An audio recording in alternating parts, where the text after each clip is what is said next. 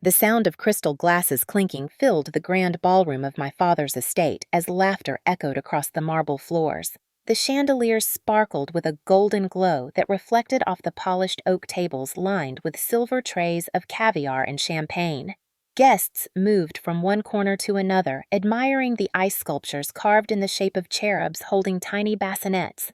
It was supposed to be a celebration of new life, the baby shower for my stepmother Victoria, who stood proudly in the center of the room with her hand placed delicately on her rounded belly. She was radiant in a silk emerald dress that hugged her body tightly, every curve accentuated by the lights. The guests whispered words like beautiful glowing mother and lucky woman. I stood near the back, a glass of sparkling water untouched in my hand, my stomach twisting with something I could not name. Victoria was 30 years old, only 2 years older than me, but the crowd treated her as if she were a saint descending from the heavens. She accepted each gift with dramatic gratitude, clutching her chest, her eyes filling with tears as if overwhelmed by the generosity of our wealthy neighbors. Boxes wrapped in gold paper piled up beside her, each tagged with labels from high-end boutiques. A diamond-studded rattle, a stroller imported from Italy. She placed each item on the table with delicate precision, pausing for photographers who had been invited to capture the glamorous Dawson family event. My father hovered close by, smiling with pride, as if the sight of his wife with a swollen belly had completed his empire. I should have been happy for him. That was what everyone expected. Instead, a heavy dread pulled at my chest. Something about the way Victoria cradled her stomach, the way she exaggerated her walk, had never sat right with me. For months, I had tried to bury the feeling, convincing myself I was paranoid. But that night, as the music swelled and applause rose for another toast to the Dawson legacy, my doubts hardened into conviction. I saw it in the way her belly shifted unnaturally when she turned to accept a hug. I saw it in the rigid outline beneath the fabric, not the soft, natural curve of a child growing within. It looked manufactured, rehearsed, staged. The moment came like a spark igniting gasoline. Victoria bent down to pick up a massive gift basket decorated with white lace. The crowd leaned closer, their phones up to catch another perfect photo. But as she leaned, I saw her stomach fold strangely, as if the material underneath had been bent out of shape. My breath caught. My vision tunneled. The murmur of the room faded into a hollow silence inside my head. Without thinking, without planning, I stepped forward. My heels clicked against the marble louder than the music.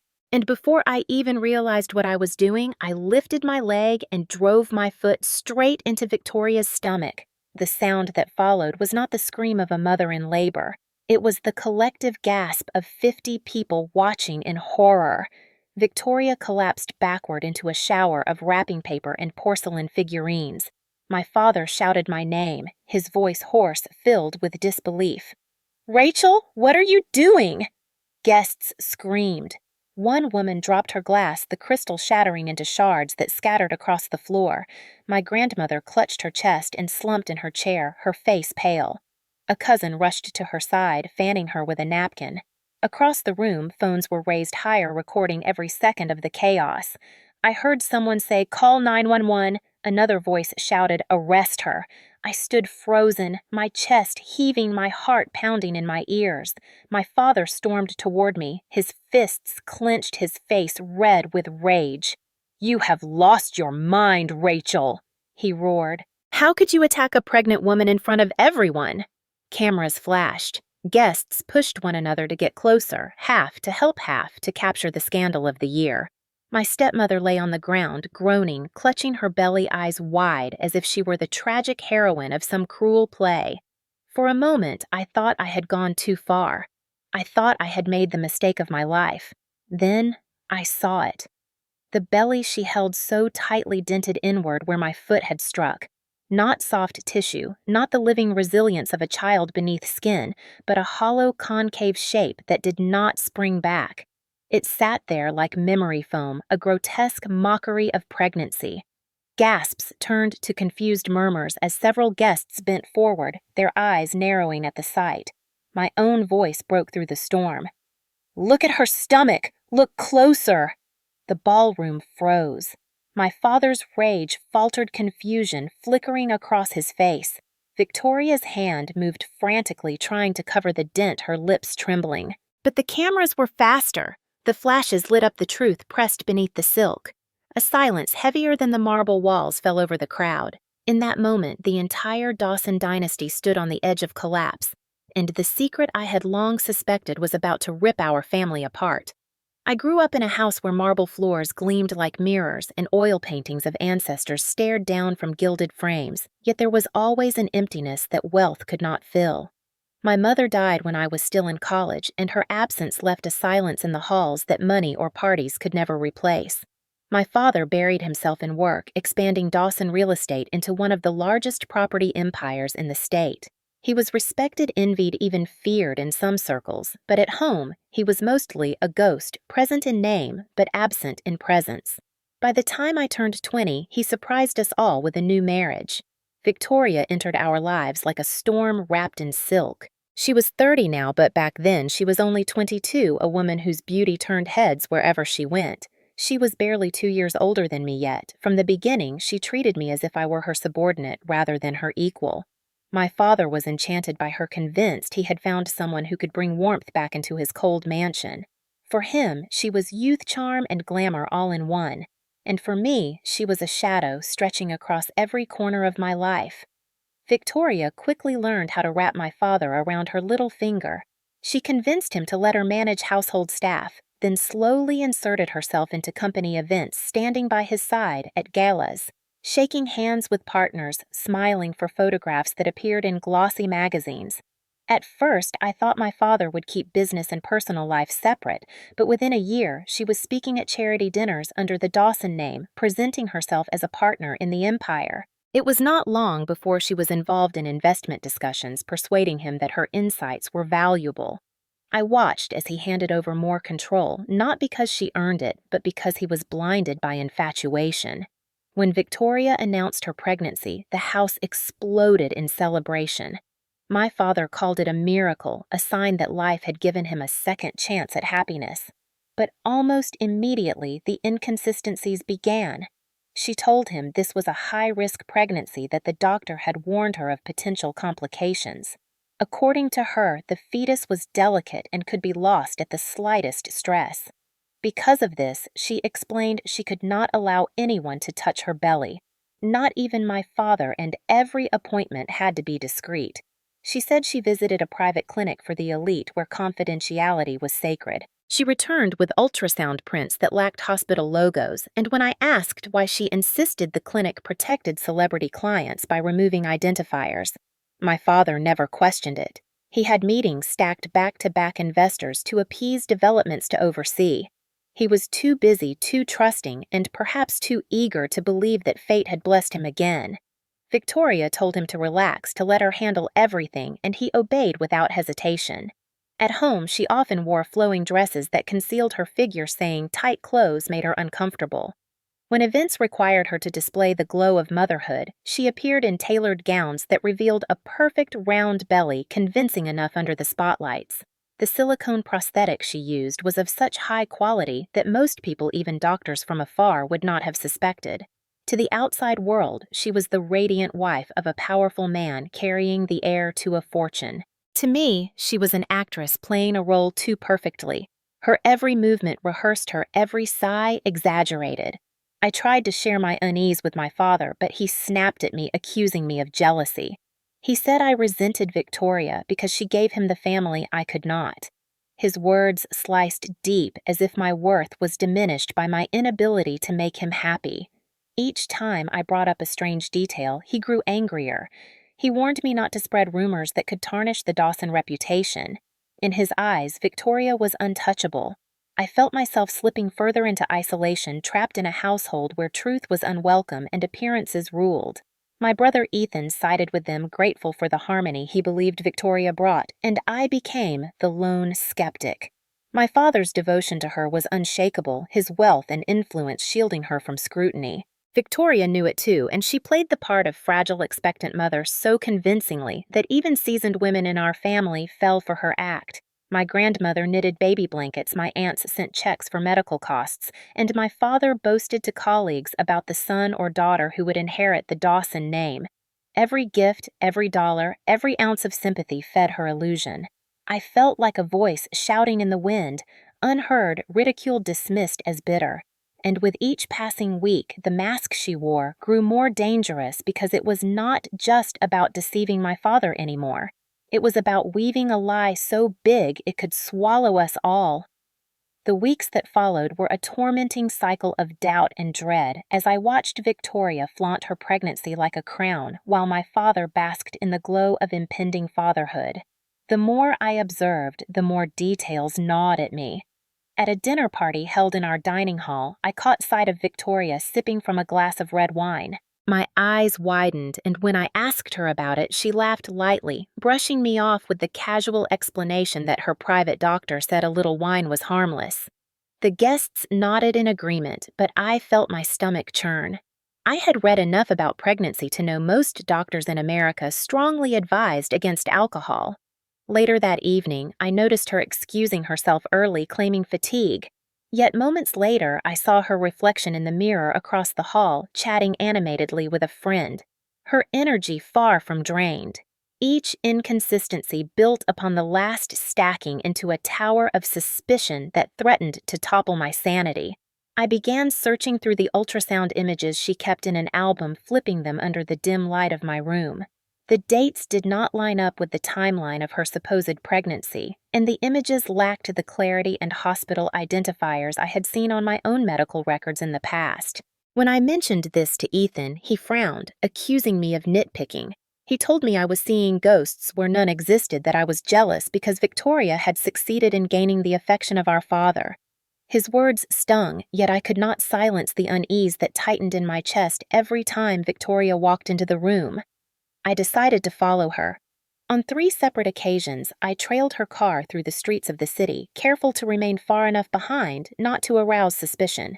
Instead of visiting clinics or prenatal classes, I watched her park outside luxury spas, step into wine bars with friends, or spend hours shopping in upscale boutiques. There were no signs of a woman preparing for motherhood, only the indulgences of someone enjoying the role she played. My heart pounded as I wrote down every detail, every date, every location. The more evidence I gathered, the heavier my burden became, for no one in the family wanted to hear it. At another family brunch, she paraded a new ultrasound photo across the table. The image looked suspiciously familiar, and when I searched online later that night, I found an identical picture posted on a pregnancy forum by a stranger. Victoria had simply cropped it, blurred the name, and presented it as her own. I felt a cold chill run down my spine as I realized how elaborate her deception might be. I tried again to confide in my father. I approached him in his study, the room heavy with the scent of bourbon and cigar smoke. I placed the suspicious ultrasound printouts on his desk, pointing out the flaws. He barely looked at them before slamming his fist on the wood. His voice thundered as he told me to stop undermining his marriage, to stop poisoning the family with lies. He said I was ungrateful and bitter, that I had failed to move on from my mother's death and was now lashing out at the woman who had restored joy to his life. His rejection crushed me, yet beneath the despair, a spark of determination grew. If no one believed me, then I would have to prove it myself. The isolation was suffocating.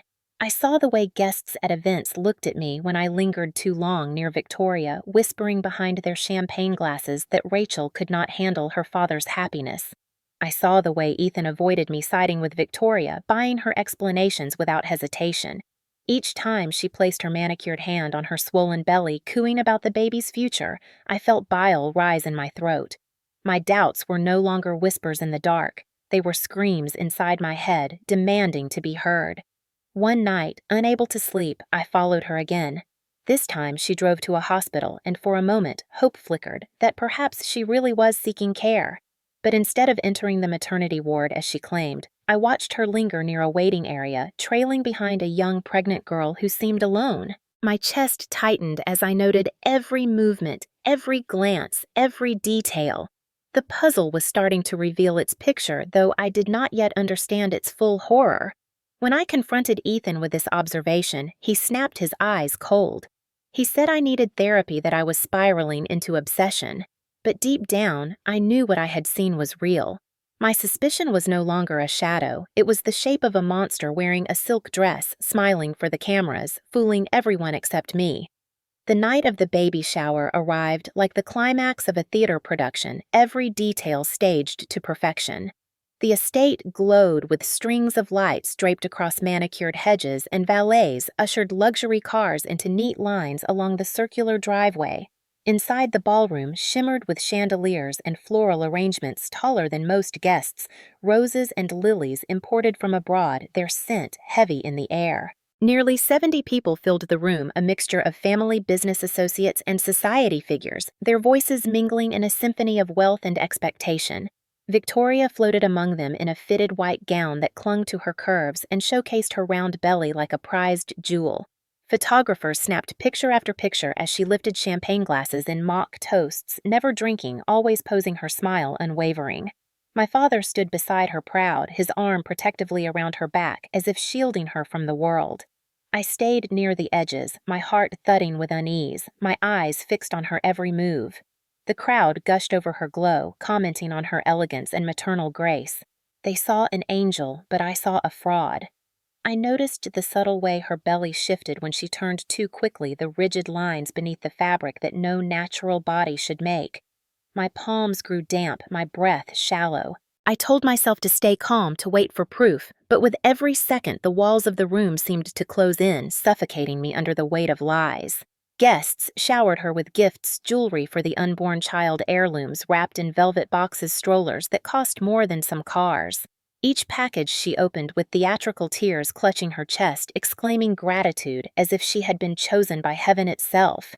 My father beamed the proud patriarch, about to expand his dynasty, oblivious to the rot festering beneath the surface. I wanted to scream, to shake him until he saw the truth, but I swallowed my words, knowing the humiliation would crush him. Then came the moment that set everything ablaze. Victoria bent down to lift an extravagant gift basket filled with cashmere blankets and silver baby spoons. As she leaned forward, I caught sight of her belly folding unnaturally, the roundness creasing like fabric pressed too hard. My heart stopped. The room blurred, the laughter fading into a hollow hum inside my skull. A surge of heat coursed through me, anger and fear blending into one explosive force. Without thinking, I moved. My heels clicked sharply across the marble floor, echoing louder than the music. Gasps followed me as I closed the distance between us. Before reason could intervene, my leg shot forward and my foot struck her belly with a force I did not know I had. The sound of impact was followed by a collective scream.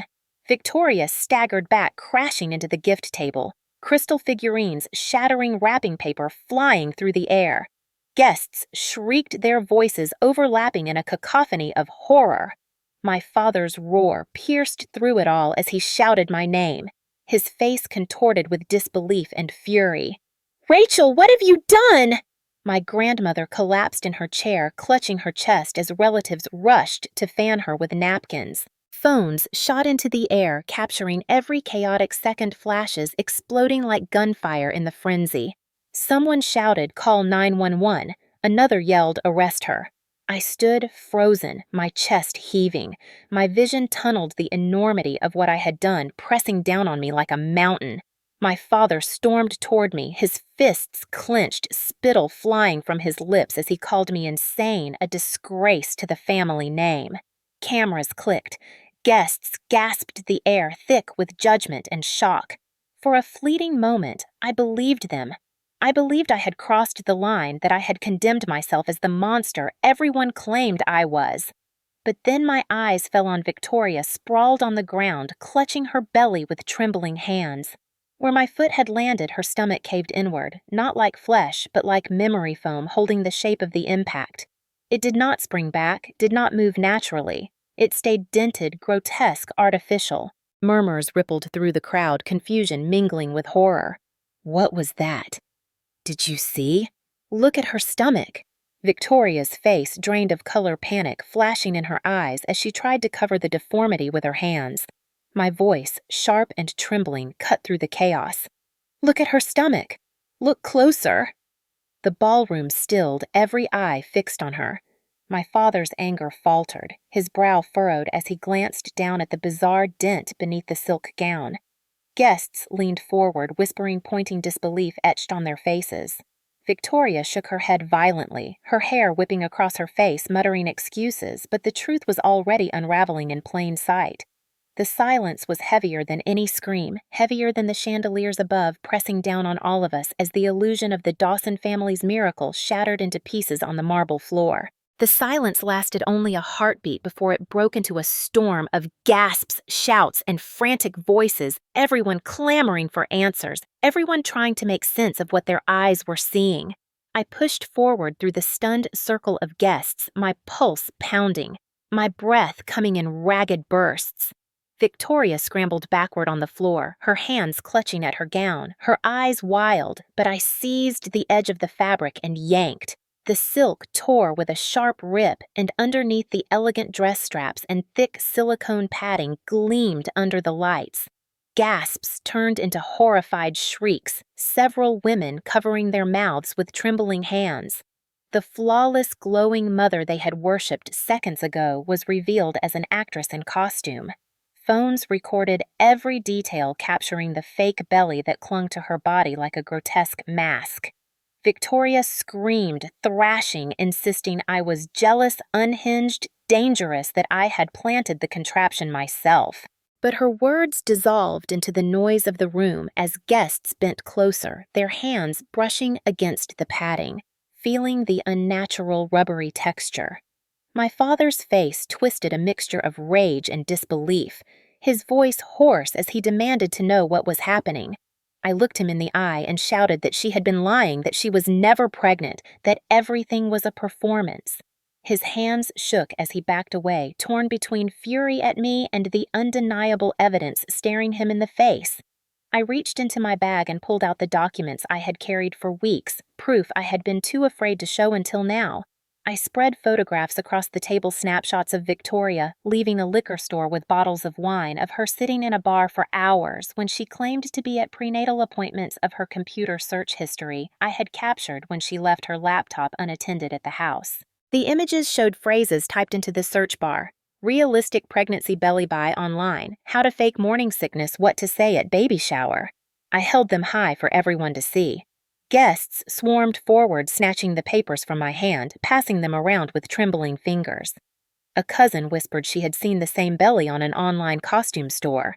My aunt shook her head in disbelief, muttering about the thousands she had donated for supposed hospital visits. Victoria wailed, insisting they were all being manipulated by me, that I had fabricated everything, but her voice cracked with desperation. Her eyes darted around the room, seeking an ally, but even her closest friends stepped back, their faces twisted with disgust. The perfect image she had built was crumbling like plaster beneath water. My father staggered to her side, his hand hovering over her shoulder, torn between defending the woman he thought carried his child and the mountain of evidence piling before him. He whispered, "Victoria, is this true?" His voice cracking. She clung to him, sobbing that I was evil, that I was trying to destroy their family. But the dented belly straps, the rubber edges peeking from beneath her dress, the photos in my hand, all screamed louder than her pleas. The room erupted into chaos. Some guests shouted for the police. Others pulled out their phones to call lawyers. A few slipped quietly toward the exits, not wanting to be associated with the scandal. My grandmother wept openly, clutching at the baby blanket she had knitted with trembling fingers, the gift now a cruel reminder of betrayal. I pressed forward, my voice sharp, my words cutting through the noise. She is not pregnant. She has never been pregnant. She is a liar and a fraud, and she has been planning something darker than any of you imagine. My father stared at me, his lips parted, his breathing shallow, unable to speak. The weight of his reputation, his wealth, his trust, all collapsing around him, left him frozen. Victoria screamed louder, tearing the fake belly from her body and hurling it at my feet. The silicone landed with a sickening thud, dented and twisted the final undeniable evidence. I pointed at it, my chest heaving, my voice trembling with rage.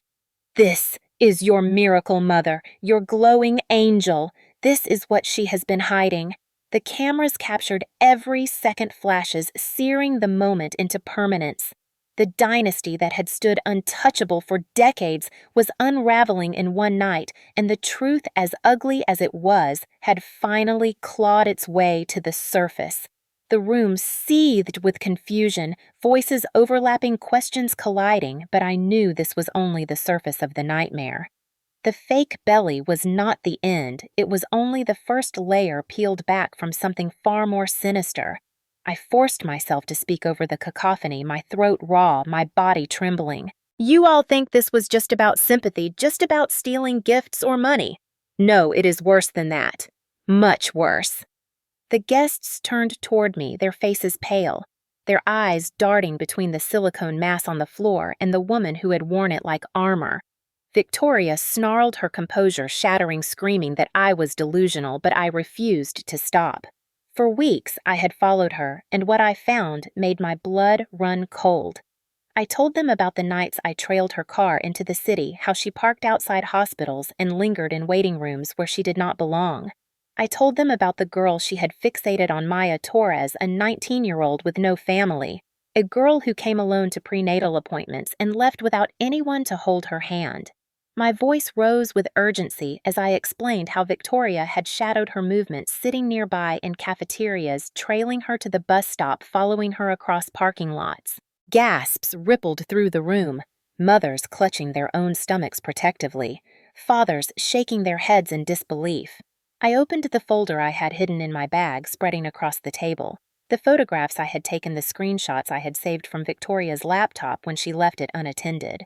Receipts for nurse scrubs purchased online, a fake hospital ID badge ordered under an alias. Search histories filled with questions like how to switch infants in maternity ward, how to forge birth certificate, template, induced lactation supplements. The evidence lay there under the harsh chandelier light, undeniable, monstrous. My father's hands shook as he lifted a printout, his lips moving silently as he read the words. Victoria lunged toward me, her nails clawing the air, screaming that I had planted the evidence, that I had hacked her accounts, that I was trying to destroy her life. But the fury in her eyes was not the fury of an innocent woman wronged. It was the fury of a predator whose mask had been torn away.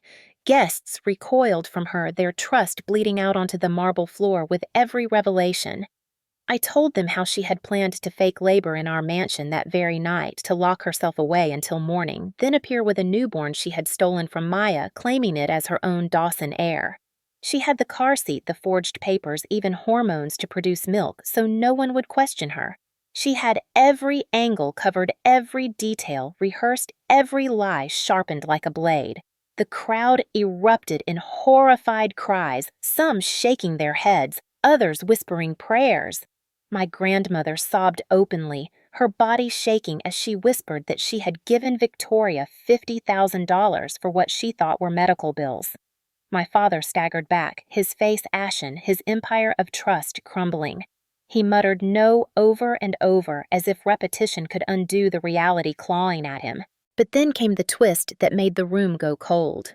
I told them that she had even prepared to frame me, her stepdaughter, as the mastermind. On her laptop were drafts of emails supposedly from me searching for pregnancy bellies, contacting costume suppliers.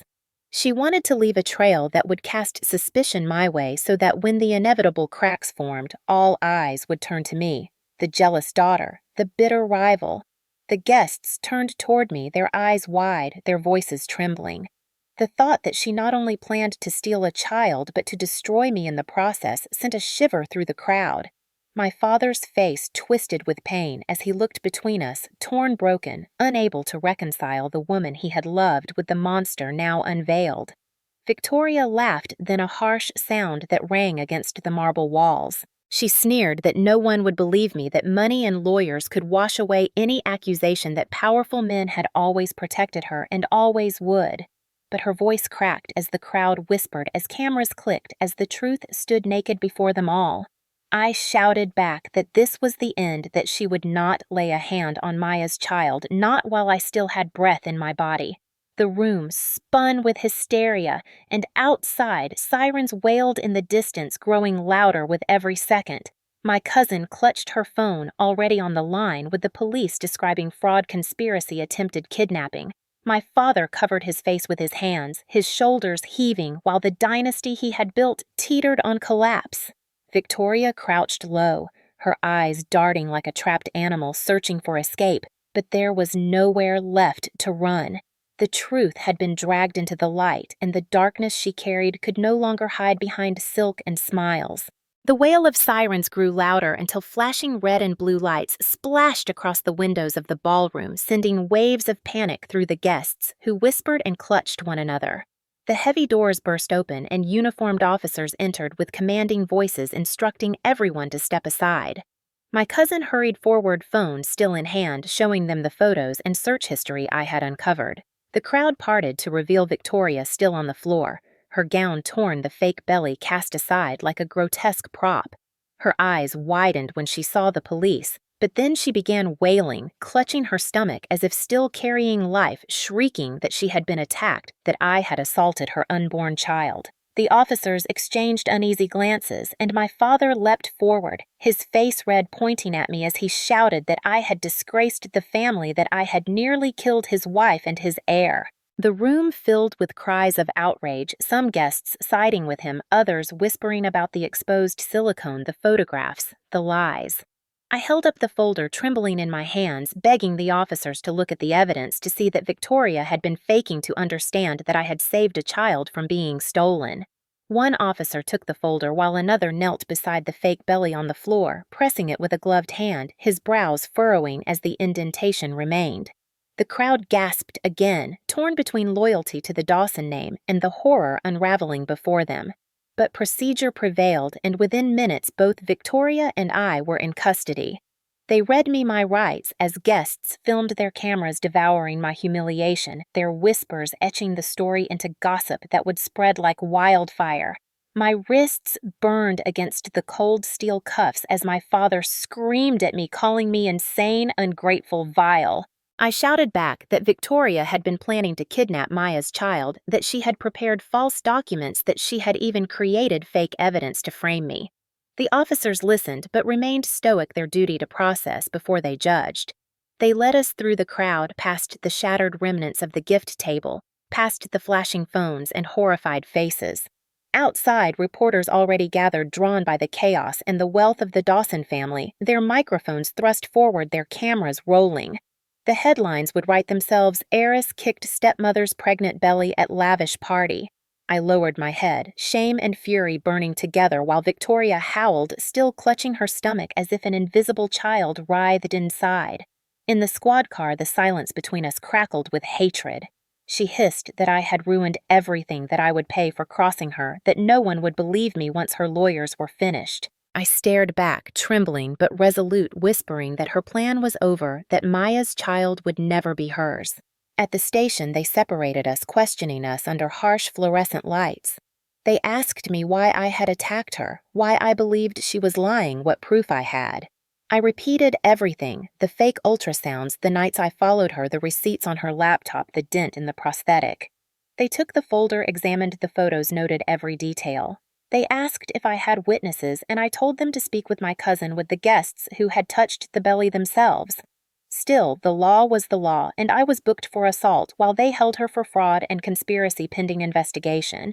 I sat in a cell that smelled of bleach and despair, the concrete bench hard against my back, listening to the distant clang of doors and the murmurs of other detainees. The reality of it crashed down on me. I had exposed her, but in doing so had destroyed myself too, at least for now. Across town, my father's empire trembled, investors calling, journalists pounding on doors, neighbors gossiping. The Dawson name, once untouchable, was now synonymous with scandal. I closed my eyes and breathed through the storm inside me, clinging to the truth that somewhere out there, Maya still carried her child, safely unaware of how close she had come to losing everything. The system might not understand me yet. My father might hate me. The world might see me as a monster, but I knew I had acted to protect an innocent life. That conviction was the only shield I had as the night closed in around me. By morning, the scandal had already exploded across every news outlet in the city. My family name plastered on headlines and television tickers, the footage from the baby shower circulating online with millions of views. Commentators debated whether I was a violent, jealous daughter or a whistleblower exposing a dangerous fraud. At the heart of the storm, my father stood humiliated, a man once celebrated for his business acumen, now cornered by whispers that he had been duped by a woman barely older than his own daughter. Investors pulled back calls from partners poured in, demanding explanations, and the stock price of Dawson Real Estate dipped for the first time in a decade. I watched all of this unfold from the confines of my temporary release, after posting bail, the weight of public hatred pressing down with every step I took outside. Neighbors who once greeted me with polite smiles now crossed the street muttering about the heiress who kicked a pregnant woman. Friends who had once confided in me sent curt messages distancing themselves, unwilling to be caught in the orbit of scandal. My phone buzzed with unknown numbers, reporters hunting for comments, bloggers fishing for quotes to feed their sensational stories. Inside our home, the collapse was even more brutal. My grandmother refused to eat, clutching the knitted baby blanket she had made for the non-existent child, her tears soaking into the yarn as she whispered that she had wasted her last months of strength on a lie. My aunts discovered they had collectively given Victoria over $20,000 for supposed prenatal vitamins and specialized treatments. Money now vanished into thin air. One by one, relatives called my father demanding repayment, furious at being deceived by his wife, their voices dripping with anger that the Dawson name had become a punchline. My father himself was a shell of the powerful man I once knew. He avoided me entirely, locking himself in his study, the smell of bourbon drifting beneath the door. When he did emerge, his eyes were bloodshot, his suit wrinkled, his voice hoarse from shouting at lawyers and brokers. He called me a curse, said I had dragged the family into ruin, that even if Victoria had lied, I should have handled it differently, quietly, discreetly. His obsession with reputation blinded him, still unable to admit that he had been a fool. My brother Ethan no longer answered my calls, siding with our father, convinced that I had acted out of envy and recklessness. The division cut deeper than any knife severing bonds that had already been frayed. Outside the estate, protesters gathered, some demanding justice for the supposed assault of a pregnant woman, others holding signs praising me as a hero who exposed a kidnapper. The chaos painted our mansion as a battlefield, every stone of its facade bearing the scars of shame. Online conspiracy theorists spun tales about elite families buying babies, while others insisted the entire saga was a publicity stunt. The truth was buried beneath waves of speculation, and I felt myself drowning in narratives I could not control. The hardest blow came when I discovered the depth of financial devastation. Victoria had siphoned money not just from my relatives, but from accounts she accessed through my father's trust, channeling funds into shell companies, draining resources meant for future projects. The empire trembled on the brink of collapse, and creditors circled like vultures. I carried the guilt of knowing my revelations had triggered the exposure, even though the rot had been festering long before. Nights were the worst. I lay awake, listening to my grandmother's muffled sobs, my father's angry phone calls, the echo of guests' screams replaying in my head. I saw the dent in that fake belly over and over, a grotesque image etched into my memory. I reminded myself that I had saved Maya's child from being stolen, but the price of truth was heavier than I had imagined. The society that once applauded our family now spat our name with contempt. I became both villain and savior depending on who told the story, but in the walls of my own home I was simply alone, condemned by blood, rejected by trust, left to carry the unbearable knowledge that in trying to protect innocence, I had shattered everything else. The trial began under a sky heavy with gray clouds. The courthouse steps swarmed by reporters whose cameras clicked like 1,000 locusts, their voices rising in chaotic unison as they shouted my name, my father's name, and above all, Victoria's. Inside the marble hall, the tension was suffocating. The benches filled with relatives, former business partners, and curious onlookers drawn to the spectacle of the Dawson downfall. I sat at the defense table, my hands trembling as my lawyer whispered to stay calm, reminding me that though I faced charges of assault, the truth of Victoria's schemes would come to light. When she was led in shackled but still defiant, gasps rippled through the room. She wore the county-issued jumpsuit like a costume, chin raised high, eyes burning with contempt. She insisted on representing herself, her voice theatrical, as she declared she had acted to protect an innocent child from an unfit mother, and the jury watched her with a mixture of horror and fascination. The prosecutor rose her stack of evidence thick as a dictionary and laid out the charges: fraud, conspiracy to commit kidnapping, identity theft, and stalking. The gallery stirred as she projected images of the silicone belly receipts for nurse scrubs, the fake ID badge, and screenshots of surveillance footage showing Victoria trailing Maya through hospital corridors. Gasps turned to murmurs when they displayed the forged birth certificates she had been practicing the hormone supplements ordered under false names. My father sat in the gallery, his face pale, his eyes fixed on the floor, unwilling to meet my gaze. When it was my turn to testify, I stepped onto the stand, my knees shaking, but my voice steady as I recounted everything from the first moment suspicion sparked to the instant my foot struck that fake belly. I told them about the bar visits, the spa days, the stolen ultrasounds, the nights I followed her car. I told them about the fear that had gnawed at me, the certainty that she was planning to take Maya's baby. The prosecutor guided me through photographs and records, and each answer tightened the noose around Victoria's lies. When Victoria cross-examined me, she spat venom, calling me jealous, deranged, a pathetic daughter trying to destroy her father's happiness. Her words echoed through the chamber, but the jury watched her tirade with unease, her mask slipping with every insult. Then Maya herself took the stand, cradling her newborn daughter in her arms. She was only 19. Her voice soft but resolute as she described the strange woman who had shadowed her, asking intrusive questions, following her after appointments, trying to befriend her.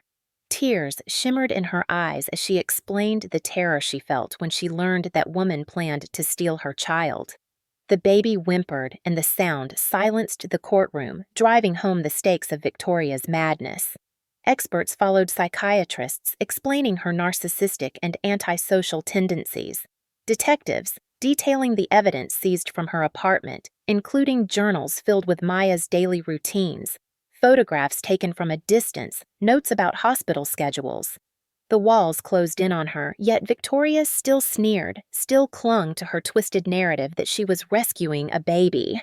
Finally, the prosecutor addressed the jury with fiery words, painting the portrait of a predator who wore wealth and beauty as a mask, but whose heart was rooted in cruelty and greed. She reminded them that no amount of wealth or charm excused attempted kidnapping, no delusion justified endangering a child. My lawyer pleaded for leniency on my behalf, pointing to the evidence that I had acted in desperation, not malice, that my kick had exposed the fraud and saved a life. The jury deliberated for only 3 hours, an eternity that felt like a single breath, and when they returned, the room held its breath.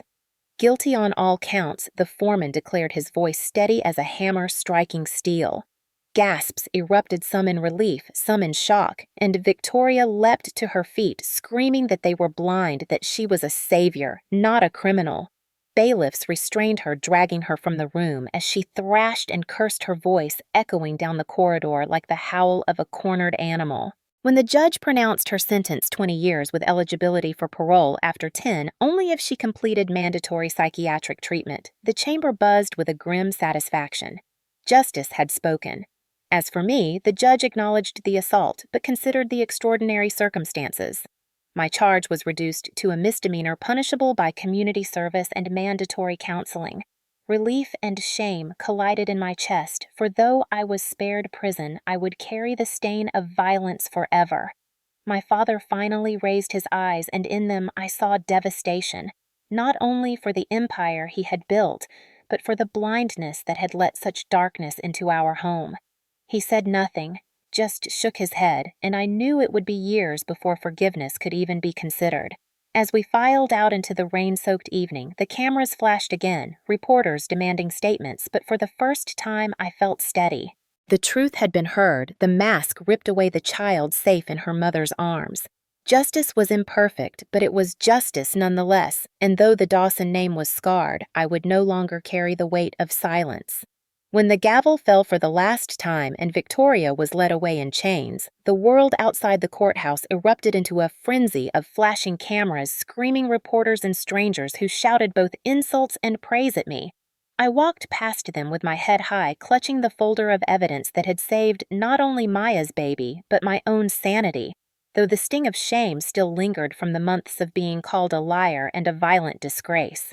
The weeks that followed were a blur of community service at a youth center where I spent hours teaching teenagers about anger, about choices about the line between instinct and violence. It was humbling to stand before kids who had grown up with less than nothing and confess that I, a woman born into wealth, had lost control and used my fists. Some looked at me with skepticism, others with curiosity. But slowly they began to listen, and I realized that maybe my punishment could also be my redemption. Meanwhile, Maya's life transformed under the watch of social services. She was placed into safe housing, enrolled in classes to complete her GED, and supported by a social worker who helped her navigate the overwhelming world of young motherhood. I visited her often, bringing groceries and diapers, sometimes simply sitting with her in the quiet of her small apartment while she rocked her baby girl.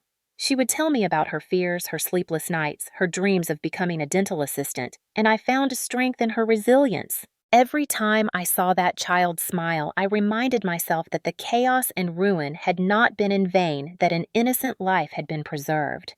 At home, the fracture lines in my family ran deep. My father was a man undone, pacing the halls of his mansion, his voice hoarse from countless apologies to investors, his pride shattered beyond repair. He had been duped by a woman who craved his fortune more than his love. And though he lashed out at me less, now the silence between us was colder than any insult. My grandmother recovered slowly from her heartbreak, pouring her grief into knitting blankets for hospitals determined to give love to babies who truly needed it. My aunts demanded repayment for the money Victoria had stolen, and my father, desperate to salvage dignity, sold off our vacation home in the mountains, the place where my childhood Christmases had been filled with snow and laughter. Watching strangers move through its rooms with measuring tapes and checklists felt like losing a piece of my mother all over again. Yet amid the rubble, something new began to grow. My father, perhaps out of guilt, agreed to fund a charitable foundation in my mother's name, one dedicated to supporting young mothers like Maya. It was a small step, but it was the first sign that he was willing to acknowledge his blindness, his mistakes. I poured myself into the work organizing drives for baby supplies, speaking at schools about the danger of manipulation, using my story as a warning. The media continued to hound me tabloids, spinning my every move into headlines, but gradually the public shifted. The narrative turned from scandal to survival, from heiress gone rogue to woman who saved a baby. Maya graduated with her GED, walking across the stage in a cap and gown, her baby clapping from the audience in Ethan's reluctant arms. For a moment, even my estranged brother softened, handing the child back to her with a small smile. It was the beginning of something fragile but hopeful. Years passed, and the scars faded, though they never disappeared. Victoria remained behind bars, letters she sent occasionally intercepted by lawyers and ignored by us. Rumors swirled that she still insisted she had been right, that she had been a savior, but we no longer cared. Her voice was no longer welcome in our lives. My father aged quickly, his hair silvering, his health weakened by stress, but he found solace in attending support groups for families of criminals, standing before strangers, and confessing how love had blinded him. It humbled him, reshaped him into a quieter, gentler man. My own path led me to counseling, where I confronted the rage and fear that had driven my actions. I learned to channel them into purpose rather than violence. I volunteered at the youth center long after my sentence ended, finding fulfillment in guiding others away from mistakes like mine.